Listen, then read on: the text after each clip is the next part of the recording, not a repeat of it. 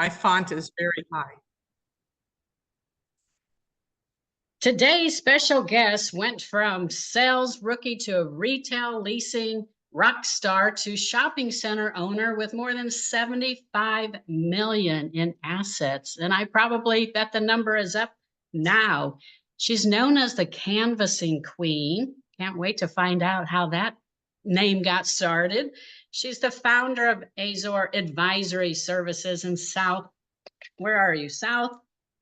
Florida. And she loves helping women invest in commercial real estate. I am thrilled to have my friend and special guest who is the expert on leasing in commercial real estate. Hello, Beth. Pamela, thank you for having me. I'm so excited to be here. Well, good. I know we follow each other on social media and everything you're doing, but I would love to hear, how you've been in the business, I think, as long as I have, 30 some years. But I just tell everyone how, a little bit about yourself. Sure. So I've been most of my career, or all of my career, has been in South Florida. My parents were in residential real estate. So like most families who have parents in residential real estate, I got my license when I was 18. So I did residential sitting open houses during the summers of my college years, and then came to South Florida, followed a boy. I worked for a not-for-profit making a whopping 11 grand a year. And because I couldn't live on that, I started doing real estate on the weekends. And after 2 years of working 7 days a week, I flip-flopped and I said, I need to do this real estate thing full-time and just volunteer for the not-for-profit. So I started working for the residential firm that I had been helping out on the weekends. And I went from working 7 days a week to sitting in a trailer reading People magazines. And I thought, this is not going well. I would go home crying every night that I sold out for money. And then an angel came into my life and said, you should get into commercial real estate. And I said, gross, selling land, that's more boring than this. She said, no, there's this thing called leasing.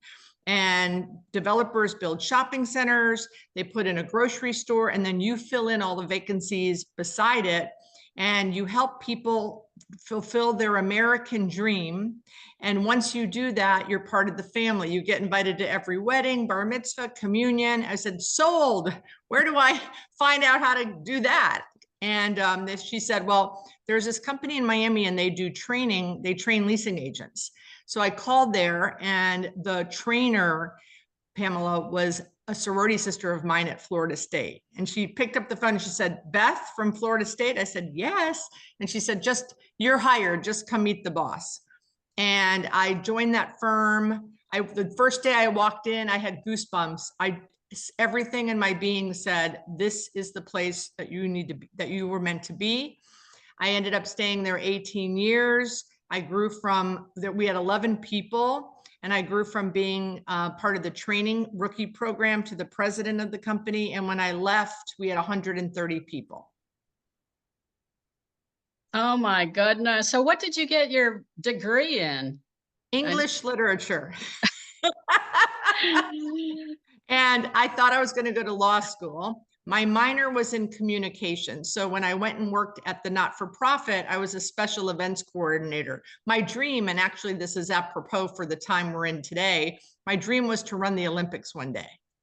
Oh my goodness. You still have time to do that passion. I know I have a degree in interior design, and I always wanted to do hotel design, which right out of school, I was offered a job at JW Marriott to move to Maryland for $21,000. So, but isn't it interesting how, I'm sure your communication works well with, reviewing leases and all of that. I just think, so how did you pick leasing? I mean, I know that's, was your first position out. I think the woman who was in leasing said, you would be great. You have to go prospect, you have to go meet business owners. I was not fearful of that. She said, you lease to restaurants and you retailers. And actually, when I first started in the training program at Terranova, the place that I was at for 18 years, they had kind of like a rotation. And I started in office leasing and I hated it. I would be showing 2,000 square feet to 4 lawyers and they were taking a tape measure to see who had more window space. And I'm like, oh, this is terrible. And then I did a little stint in industrial and property management. But when I got my first retail assignment, I was like, this is home. And I would prospect 80 to 100 businesses a day, and I loved it. And because of that, you know, if you can prospect and you can be the rainmaker, I had no idea how to close deals, but it didn't matter because I had so much of a pipeline that my boss, it was like, you know, a tennis racket or ping pong. He was like, this is awesome. And he would just help me and he would educate me and train me. And I would learn on how to close the deals, but I had a very easy way of going out into the community and saying, hey, we have a brand new shopping center. It's a brand new Winn-Dixie.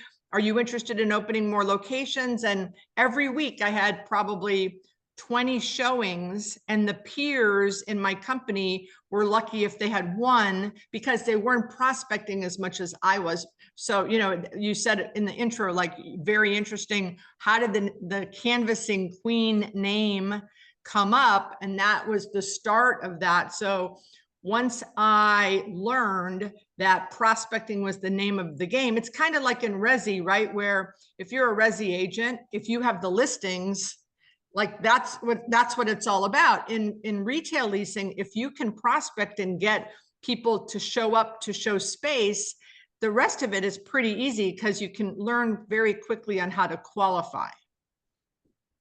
I know, I love that you're the canvassing queen and everyone knows you for that and your trademark branding of your red suit and white. I thought it was, you know, my Nebraska Go Big Red, but I'm sure you have a story of how you selected that as your branding for both Canvassing Queen and, you know, because a lot of people are afraid to walk into that store and ask if they're expanding. And I've always done that. I know we're both boy moms, which it's great. And, you know, but I'm always, you know, no matter what restaurant, are you expanding or dry cleaners? You'd be great at another location. But what is inside you that I think gives you the guts to be able to walk into that store? What do you advise to people that have to go do that, especially the younger generation that are afraid, you know, they're behind their phones? And I know you teach some wonderful classes and leasing tips. Yeah, so early on, I'm sure you remember a guy by the name of Tom Hopkins. Do you remember him? He was a sales guru, like a trainer. And the first retail property that I got assigned, it was 45 minutes away from my house. And this is how old I am. And yes, I've been in the business, I think this is 38 years. So we didn't have cell phones. So a 45-minute drive there and back, I listened to sales training tapes. And he said, figure out how many, you know, showings that you need to do to get a closing. And then quantify that with your prospecting. So if you need to, let's say I needed 10 showings to get a lease and I needed 100 prospecting calls to get 10 showings.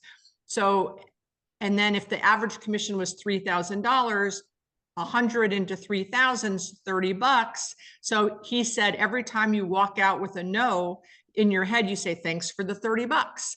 And then the closer you get to the 1,000, you know, or the 100 door knocks, you're going to get to the 3,000. So I thought that was a brilliant way to check the box. So I would always say, I'm going to, you know, my goal was 80 to 100 door knocks a day, 4 days a week. I left a day for showings and paperwork and all of that. And it just, what happened was the success and the results spoke for themselves. And again, we had a team of, I think, 6 other leasing agents in our training program, and I was blowing everyone away. So that success, when you get results like that, you want to keep doing it, right? Because I had no idea I didn't know how to qualify. I didn't know how to close a deal, but that was that. But my boss would say, you're doing the hard part. You're just getting it was phenomenal. So my courage came from the results, because had I not had the results, then I would have probably let the fear seep in. And certainly there were days that, oh my God, I don't want to go do this. And maybe I would only do 20 or 30. But I always tell people, I just had someone call me yesterday and they said, I'm in a funk. I said, go prospecting. Whenever I was in a funk, I would go prospecting and I would find someone that was interested, and it would just turn my whole psyche around. But so I canvassed and prospected in person. Canvassing is prospecting in person, door knocking. And I have a client in Texas and they call it door stepping. I'm like, oh, that's interesting. So, but I would speak about it all the time on ICSC panels. And one day, one of my peers in South Florida said, oh yeah, there she goes again, the canvassing queen. And he meant it in a derogatory manner, but I heard it with dollar sign. I went, oh, thank you. I'm taking that. And we started marketing that with my training programs, and then we trademarked it. So be careful, enemies or, competitors, what you might hand someone, because it certainly has helped with my marketing. And then you brought up the red, you mentioned, I think we're both football lovers, right? We like football. So I went to Florida State. I'm a huge Seminole. When I was married, we'd go to every home game and one away game a year. So we had an ICSC, one of our shopping center conferences in August every year in Orlando. And it always fell the week before the big rivalry versus FSU game. And so I would wear something garnet and gold to the conference, because if there's 4,000 people at the conference, there's 1,000 FSU people, there's 1,000 people, 1,000 Gators. But so I was trying to just anything to stand out. That's what my communications degree I learned. You need to have a brand, you need to stand out. So I would do the whole garnet and gold, and then garnet ended up becoming red. And then one day, I think I was going to an Atlanta shopping center conference, and I walked in, I think in a regular, like a blue suit, and someone said to me, oh, where's the red? And I went, aha. Okay. So both things were given to me by someone else, and then I ran with it. Oh, I love that. I know a lot of people really, really know you for that. I mean, besides all of the amazing, oh, look at that. All of the content that you share and being a, influencer on the social media. I wanted to talk to you. I know when we met, I think in Fort Worth, that you were sharing how your project that you were able to get in Cleveland, Ohio, and how you were able to turn that project around. I think just amazes me. A lot of people in leasing, you're like, how did you get that deal? And you're like, oh, I just walked across the street and talked to them, But I would love for you to share how you were able to get that assignment, and then how you turned it around. Sure. So what happened is during COVID, there was this hot new app called Clubhouse. Do you remember Clubhouse? Mm-hmm. And we were all stuck at home, and we were all looking for things to do. And this app came out of nowhere. I started listening to it. And, it was like a talk show radio app, right? There was no video. It was just audio, but people could press a button and comment on whatever the leaders of the discussion were talking about. And the topics ranged from real estate to the government, to the vaccines, to religion, sex, you name it. There was multiple topics, but I kept finding rooms that were like gym owners, talking about what was happening with being shut down, and hair salon stylists, and food and beverage, like Food and Beverage Magazine hosted a call with restaurateurs. And I thought, wow, this is interesting. And at the same time, I had my landlord clients calling me saying, oh my gosh, what are we going to do? our tenants are closed? What if they don't come back? What if our vacancy, skyrockets? And so I had this idea that I could do something like Shark Tank, but I called it Space Tank. And I called my landlords up and I said, there's this thing called Clubhouse. They had no idea because they're not on social media. And I said, will you agree to give 3 months free to an entrepreneur? And we'll do like a pitch contest, and maybe it will help vacancy. And so I think I made 30 phone calls, 10 said yes, and 20 said no. And so I then posted on social media. I said, thank you to these 10 landlords who are going to be on this show called Space Tank. And I have a bunch of and then I went to the entrepreneurial groups in the app and said, hey, if you guys need space and you need, I've got landlords willing to do 3 months free, just like a pop-up. If at the end of the 3 months, you're not doing good business, no harm, no foul, you just had a pop-up. But if you do great, yes, the landlord's going to want you to sign a lease. So that's the downside, but you get to test it for free. You'd have to pay the utilities, give them insurance, and give a deposit, but no rent. So I went to all those little rooms for all of those different entrepreneurial subgroups and got probably 100 of them to show up. And so once I posted it that the 10 landlords that had said, yes, they're in, guess what happened? The other 20 showed up. We went in. So the first one we did was super successful. It turned out that the landlords were competing against each other for the tutoring lady or the just gymnast. I mean, instead of the candidates vying for the landlord's attention, the landlords were vying for the entrepreneurial people. And it was a lot of fun. And I did that twice. And then Food and Beverage Magazine heard about it and they wanted to do one just for restaurants. So I had landlords that had restaurant space that were closed restaurants, right? Utensils left on the table, offering their second gen restaurant space. And the restaurateurs were like, we'll take it, we'll take it. So the Cleveland property is owned by the guy who owns the Cleveland Cavaliers and Rocket Mortgage. His name is Dan Gilbert. He's a very wealthy guy. One of his people on his team were on one of those calls. Wow. So they said, I guess they said, we found the person that can help us turn around Cleveland. It's a mall downtown and it was 15% occupied.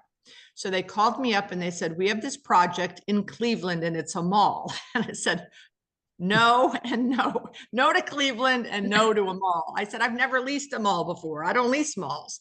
So they said, well, can you just come to Cleveland and consult, give us some advice, come and spend a couple of days and tell us what you would do, because he had the All-Stars game coming to town in 6 months. And one of the anchors of the mall is the Ritz-Carlton. And the other anchor of the mall is the tunnel to the Cavs arena.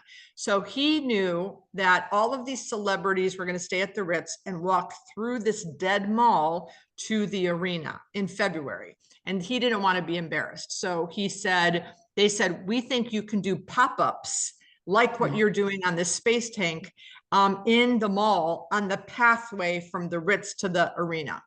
So I said, okay, I'll come and give you guys some advice. So I flew to Cleveland and I fell in love with the mall.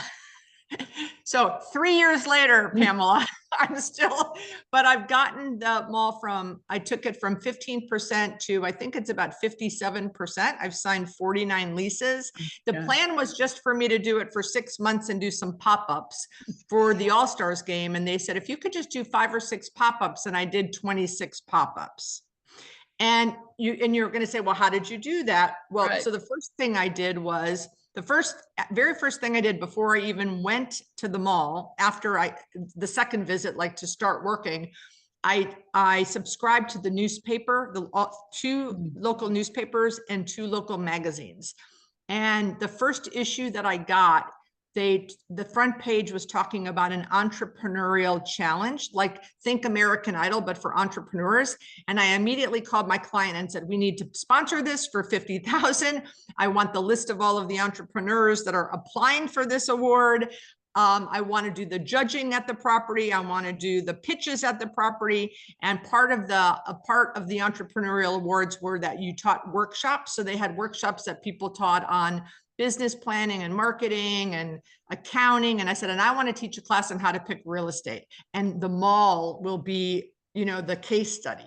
So they thought, I don't know what they thought, but here I am. I'm not even on the job, and I'm asking for $50,000 sponsorship for this event. But they agreed. And it was a huge splash because I literally there were 200 applicants for this entrepreneurial challenge that I think, identified the top 10. But I got names of 200 entrepreneurs in Cleveland. And, some of them were IT companies that didn't need space. But of the 200, I think 40 were potential prospects for me. And then we also gave awards. The winners of the entrepreneurial awards I think the top 3 got a year free, 6 months free, and 3 months free rent. So right away, we got 3 tenants. So when the winners. Wow. So that helped put the property on the map very quickly because we were in the paper a lot, because they said, they kept saying applications are ending for, it was called chain reaction. So in Tower City is this main sponsor.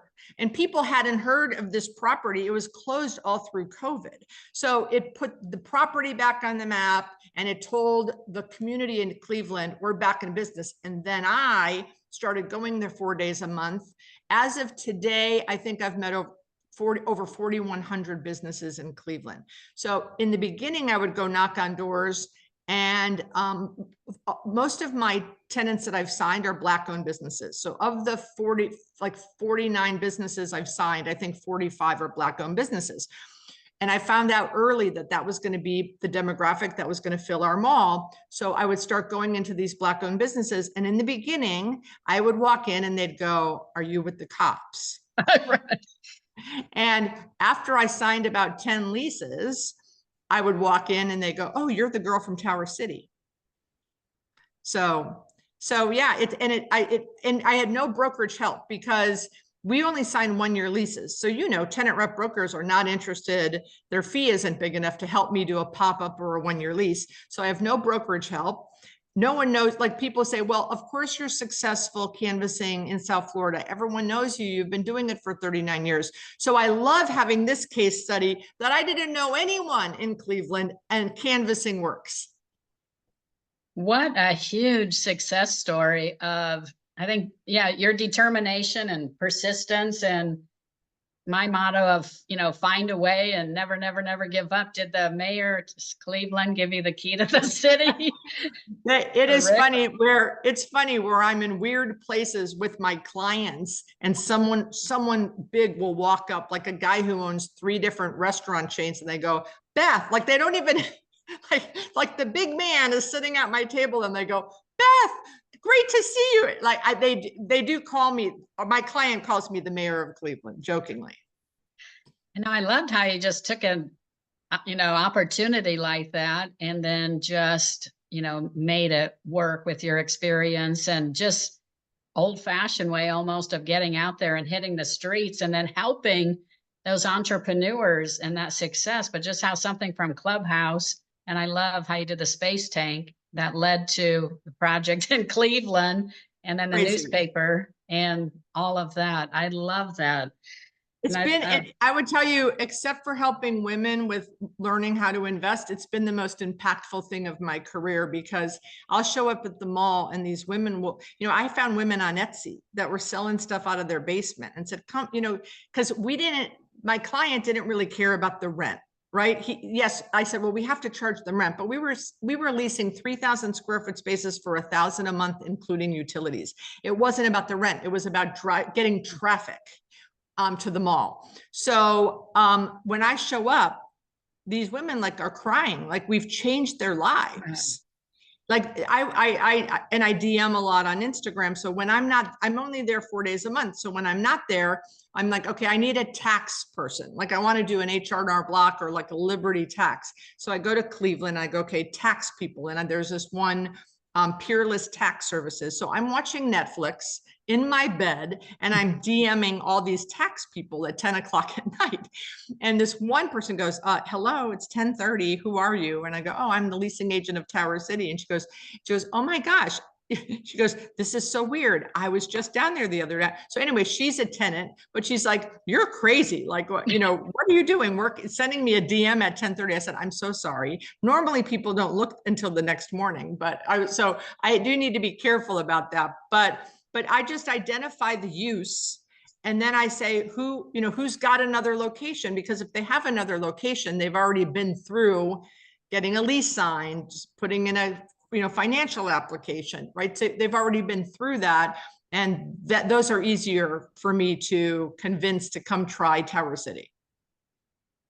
That is great. And I know you tapped on about how much, and I know we're both passionate about helping women invest in commercial real estate. One of my business partners that we bought property together, we just closed on a bank in Birmingham, Alabama on Friday, a vacant Regions Bank. And now I'm thinking, you've just given me all these great ideas on how we need to find a tenant. Typically, we don't close on a property without a tenant, but this is such a good opportunity. And I want to, I know when we met, we went over how you wanted to get women to invest. So you actually developed a Starbucks in your area. If you could share that story, and how do we get more women to invest? I'm in a big group, and we all know I don't know why we have, fear of doing this, but I would love, to tell your story of how you had helped women invest in the Starbucks.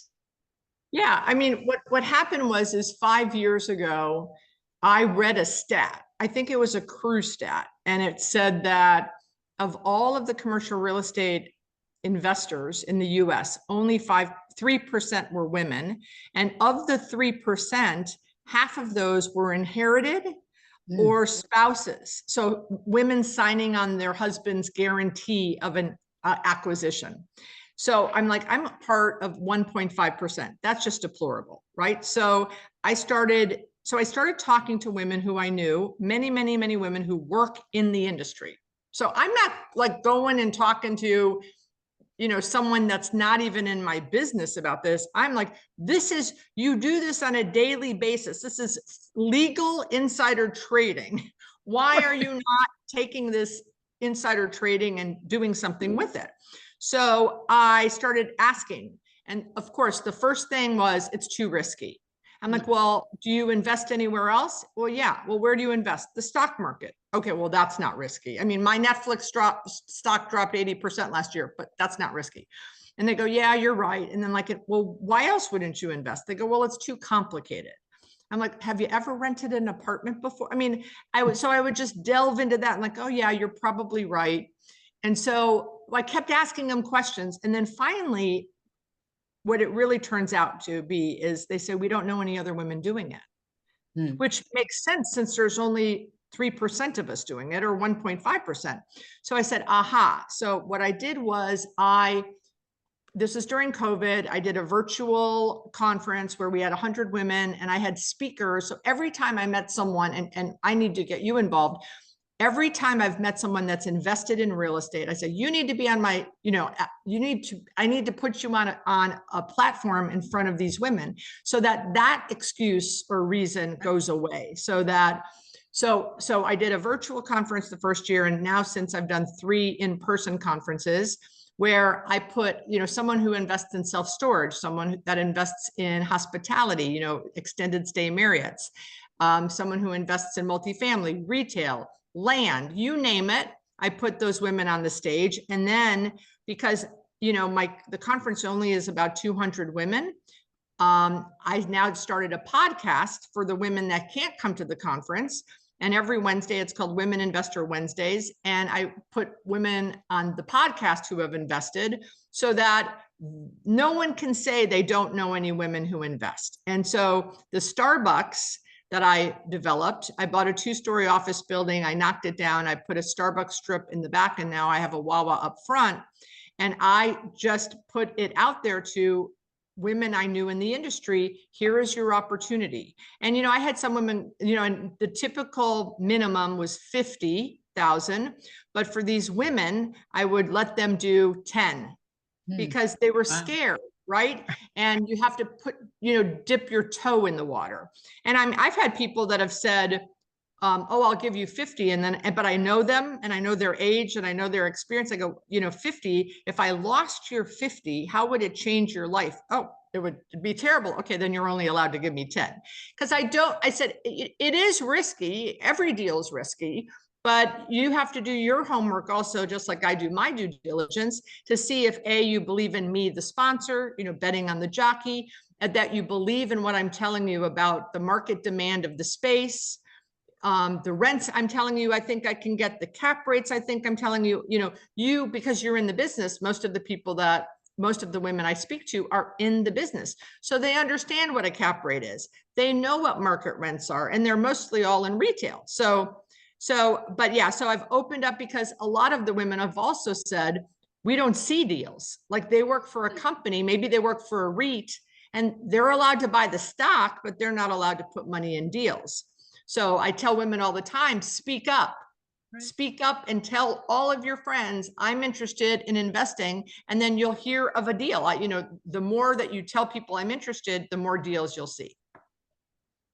That is true. I was working briefly involved in this company, and I asked if you're ever have the opportunity to invest in the deals, let me know. And as a limited partner, and I was the only female, and they're like, I'm like, how come no other female? And they're like, you're the only one that asked. And so, we as women need to ask and get involved. So many of the men in these companies, they're all investing in a lot of those deals, and the women are doing the hard work of putting it together. And then, so I'm glad, you're, having that opportunity for women to invest. And I know you mentioned that you have an event, and I know it's coming up in 2025, and what you've had 3 before in the past. Want to know how, more information on that. Yeah, it's March 13th and 14th in South Florida. There will be 200 people. We have sold 148 tickets, so I know it's going to sell out. And what we do, it's a 2-day event. We have, like I said, we have women come on stage who, like we have a woman this year that she's going to be speaking about fix and flips. And I think she's done 30 fix and flips.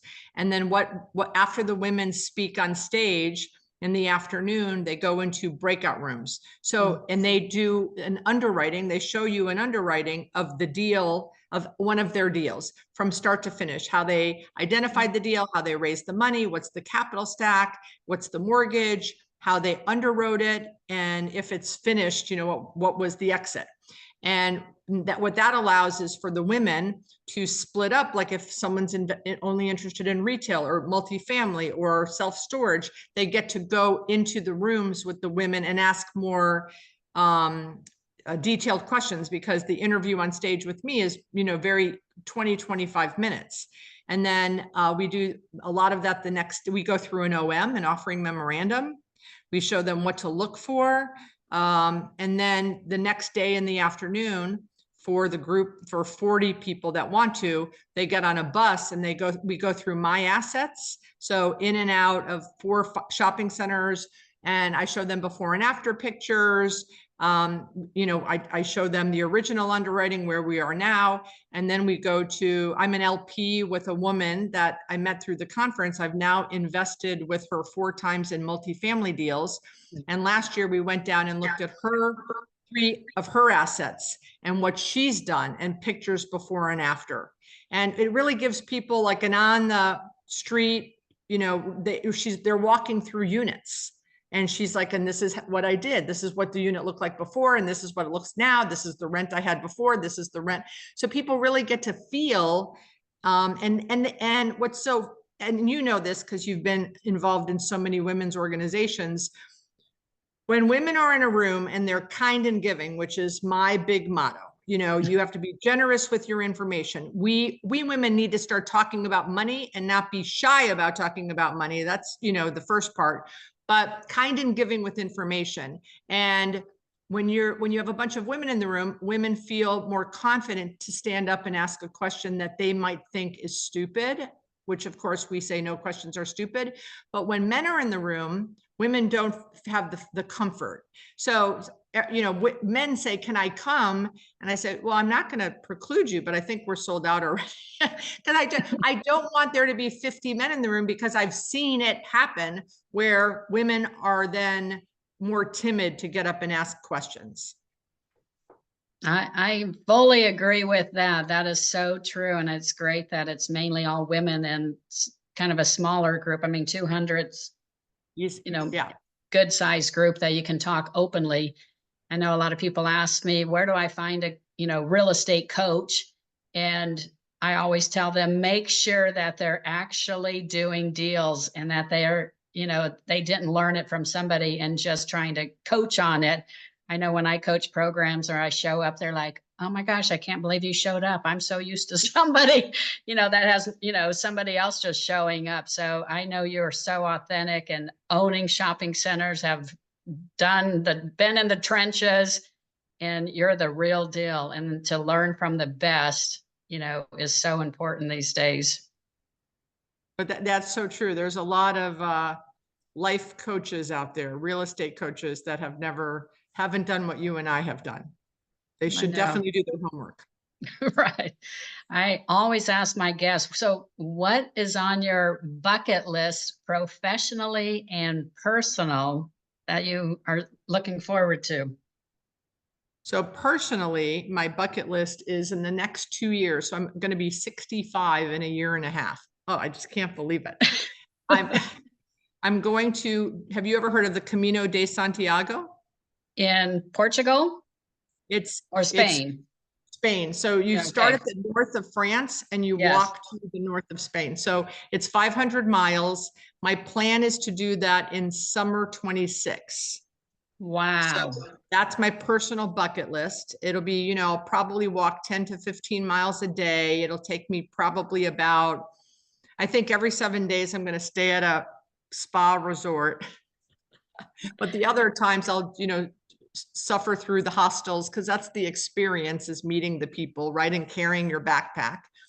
But so that's on my personal bucket list. Are you going with a group, or let me know if you need a partner, somebody? Yeah. That sounds like a great bucket list. Yeah, a great bucket list. Yeah, it's a very, very big challenge. So so that's it. And my professional bucket list is to get this 3% up to 10%. That's, every year. And I have zero, and if anyone in the audience knows how to track, we have no idea how to track this. All I do is at the beginning of every conference, I say, stand up if last year you hadn't invested and this year you did. I mean, it's a very, I have no way to track how the number's increasing from 3 to 10. But that's my professional bucket list, that instead of having,